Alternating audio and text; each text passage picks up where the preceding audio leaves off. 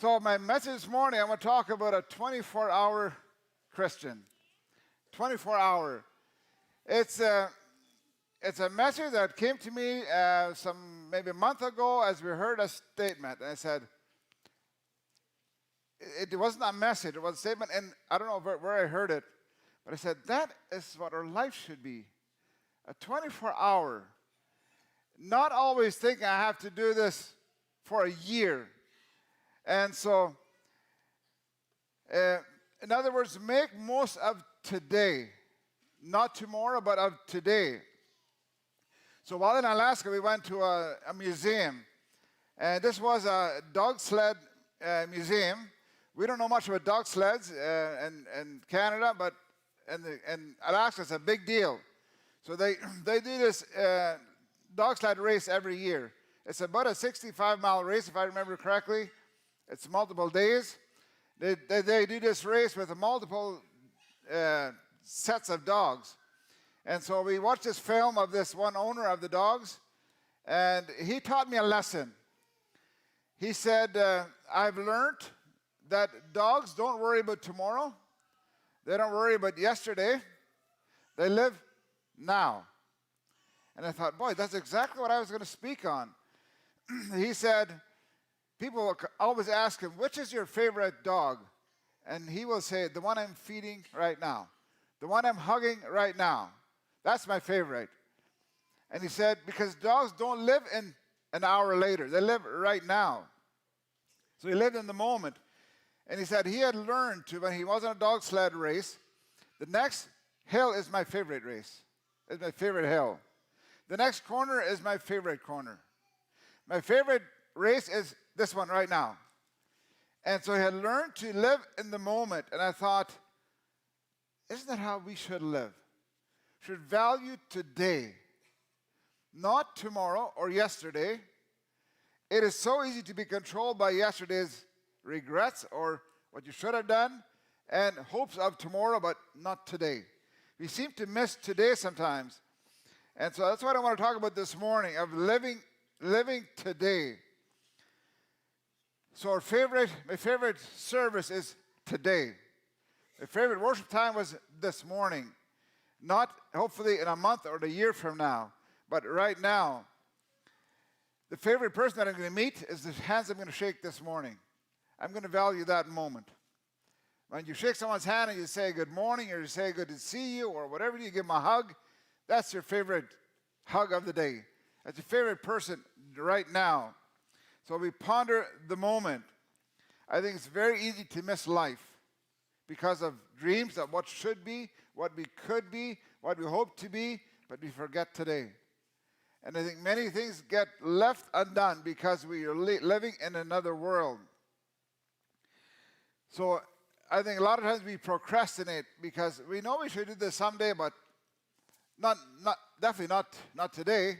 And so we keep pushing it back, and eventually it becomes a blur of things that we should have done. We don't know when. We don't even feel like it anymore. We felt like it a week ago, but not anymore. And life becomes a bit of a blur and loses the meaning in life. For some reason, Jesus talked several times about today. He mentioned it a number of times. Matthew 6:11 says, give us this day our daily bread. Not this week, not this year, not just give us daily bread. Give us this day our daily bread. Why is he saying that? I think he's teaching us to trust beyond today.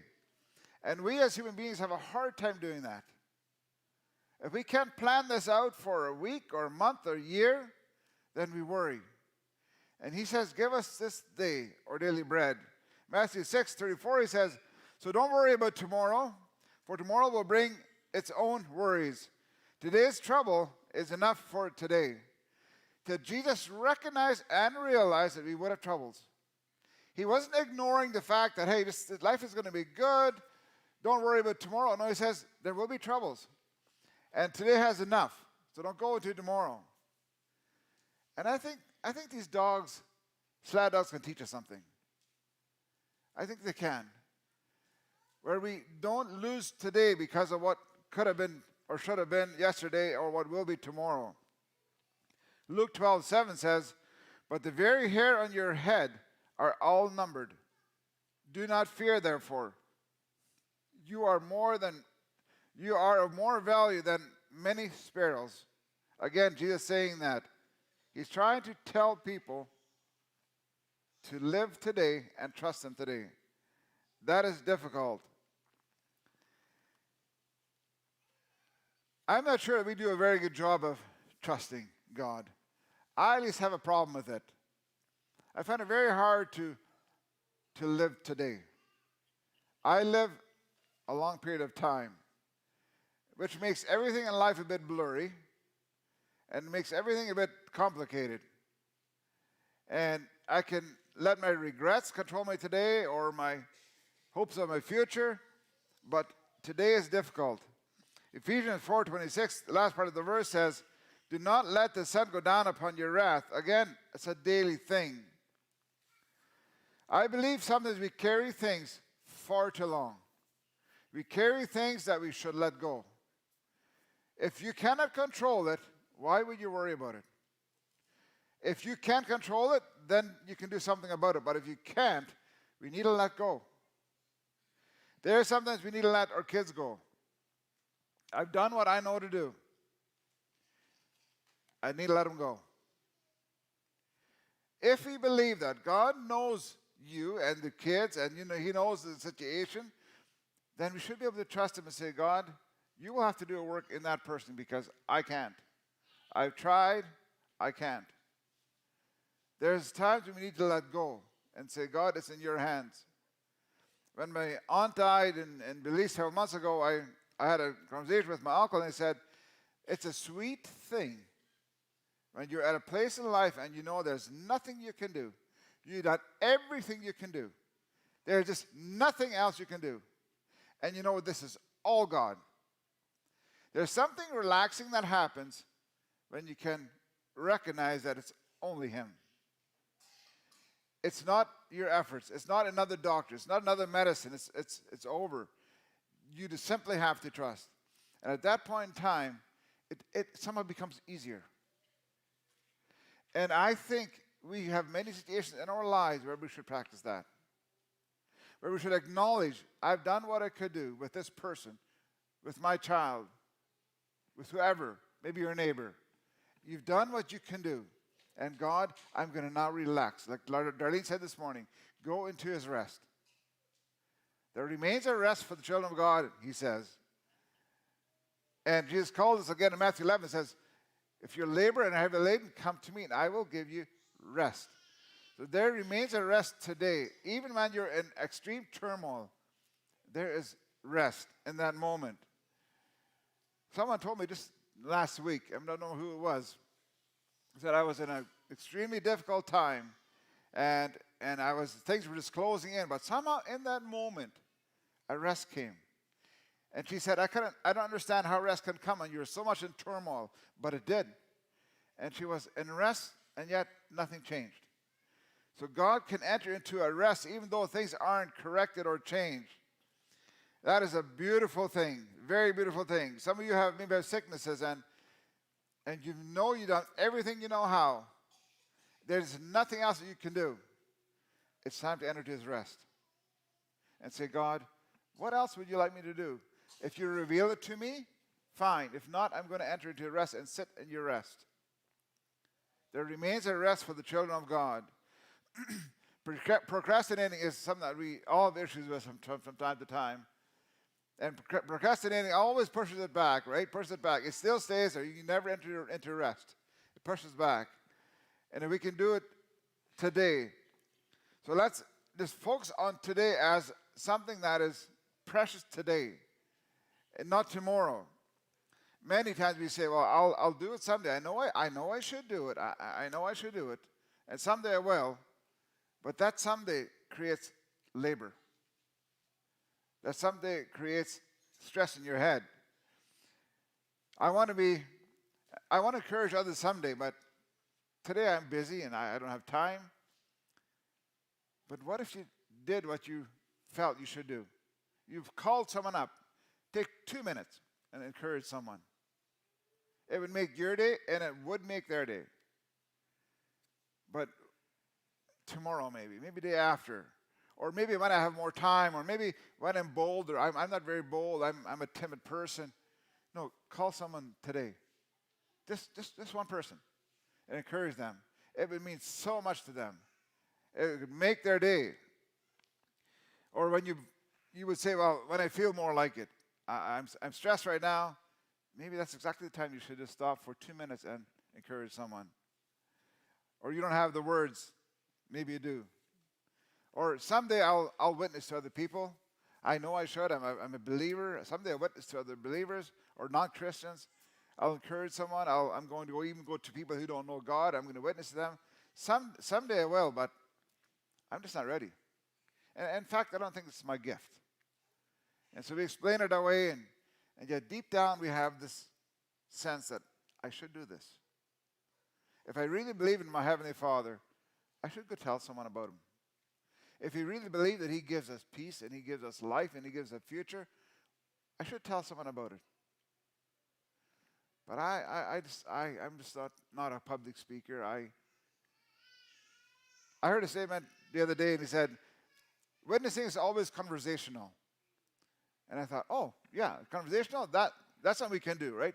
We can talk to someone, we can, in our conversation, work that in. That should work. But we have so many excuses why we can't, and it pushes on and pushes back year after year. We don't really get to what we feel we should do. Or someday I'm going to study the Word. Someday I'm going to really read. Someday I'm going to work up my faith in God, and I'm going to become a strong Christian. But this is not today. How about if we started today? How about we took a little step today? Just a little one. How about if you made a commitment that you're going to read, or you're going to pray, or you're going to be going to God's presence for 10 minutes a day? 10 minutes. I told someone a few weeks ago, I said, you need to start someplace. Start with 10 minutes. Start with 10 minutes. But be consistent. 10 minutes. I think it does wonders. When you do what you feel you should do, deep in your heart, you know what you should do. When you do what you feel you should do, you feel very good about yourself. And you want to do more of it. Or someday I'll volunteer. Maybe you volunteer at church or in town or wherever, but I'm just not ready today. Maybe you should start small and volunteer a little bit at least. Or someday you will go into His rest. Someday you'll learn to appreciate rest. Someday, now I'm too busy, but someday I'm going to learn to rest. Someday I'm going to learn to focus on myself and just, but it doesn't happen. It doesn't happen because we strive and we work and it just never seems to happen. What if we could do that today? Maybe just 10 minutes. You go sit down by yourself in a corner and just become calm and focus on God's presence in your life. For me, that has done absolute wonders. In Matthew 6, we read several verses, starting with 25. Therefore I say to you, do not worry about your life, what you will eat or what you will drink, nor about your body, what you will put on. Is not life more than food and body more than clothing? Look at the birds of the air, for they neither sow nor reap, nor gather into barns, yet your heavenly Father feeds them. Do you believe that? That God feeds the birds? I've often had a bit of an issue with this verse. Why does He compare us with birds? They don't have to work. They find food. But He says He feeds them. He feeds them.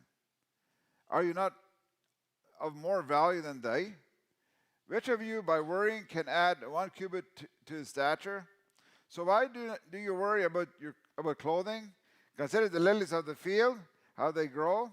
They don't toil or spin.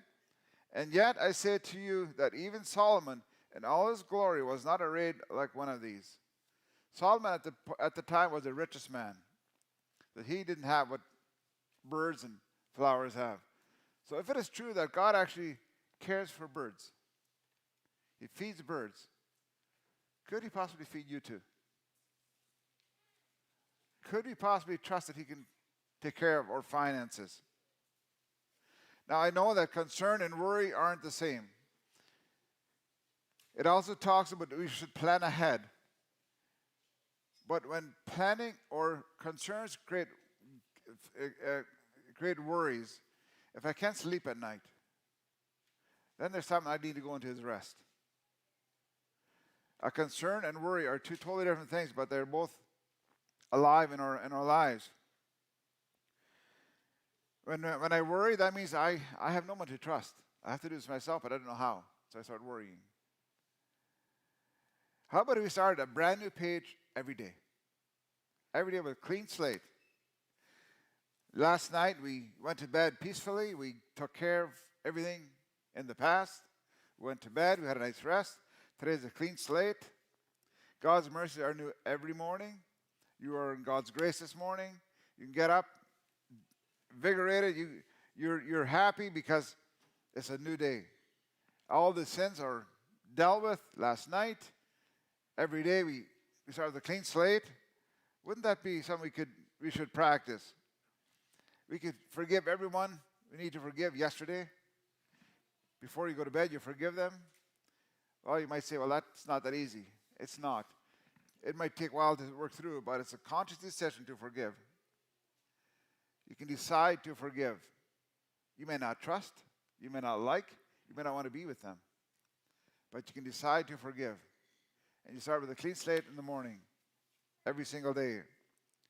All of yesterday's worries are taken care of, and we start with a clean slate. So every morning we get up with peace in our heart. I think we too many times want to do life in many years. And we compare ourselves with others. They're doing this, I should be able to do that too. They're much richer than I am, and they have this and that, I don't.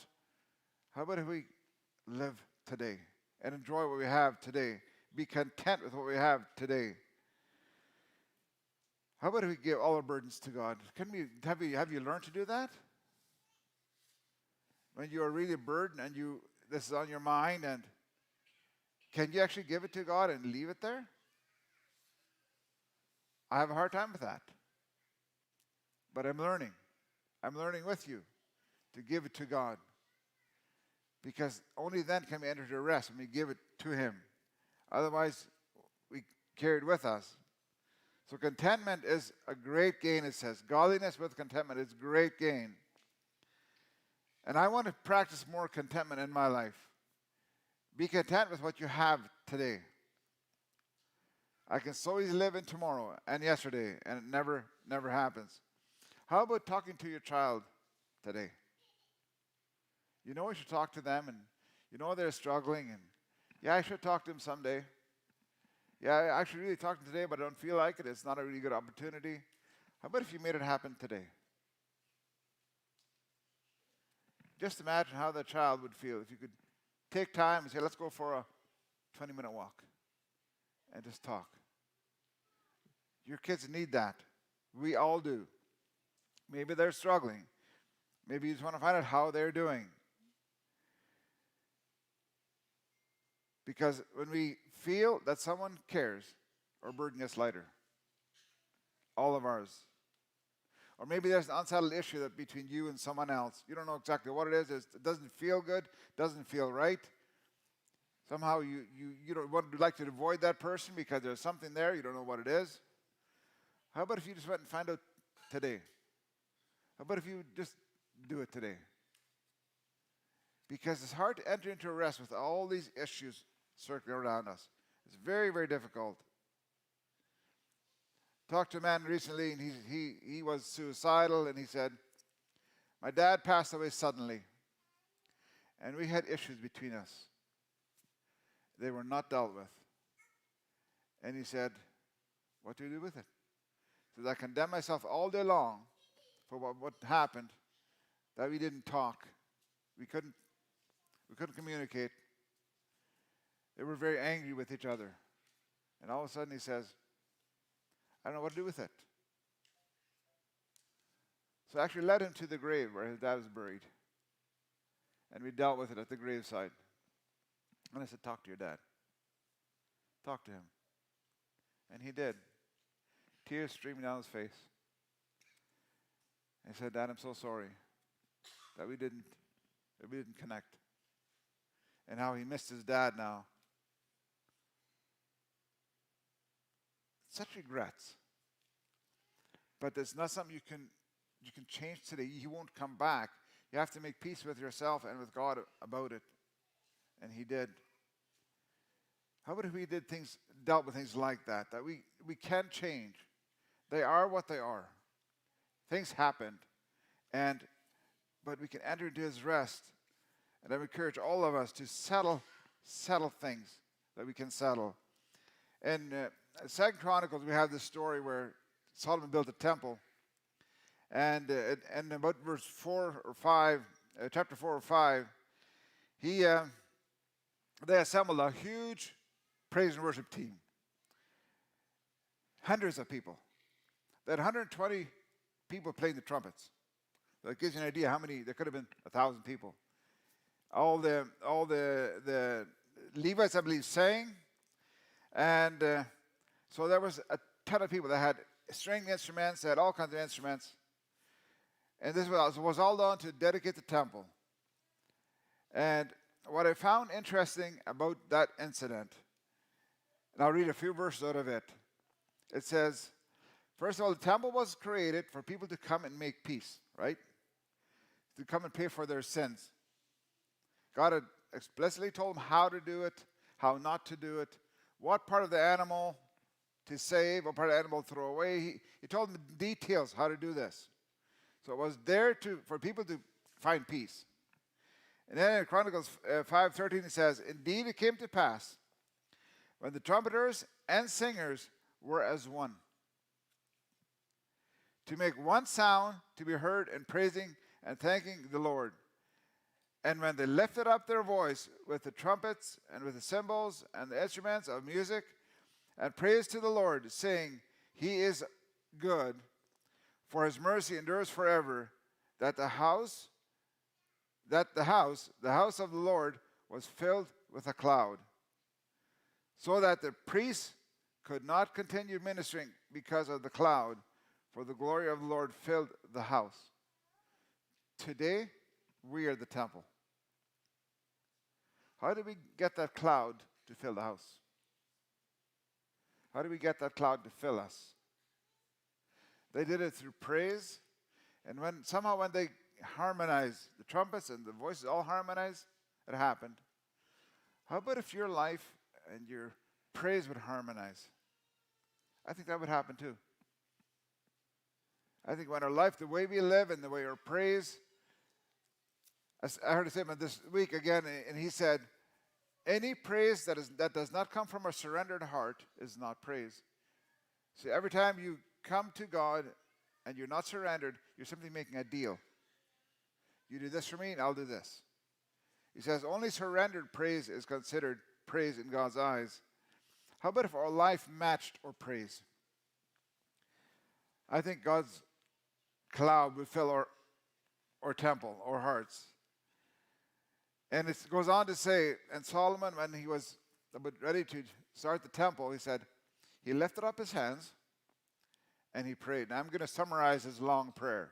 He said, when my people come and when they have sinned and they come here to confess, God, I pray that you would forgive them.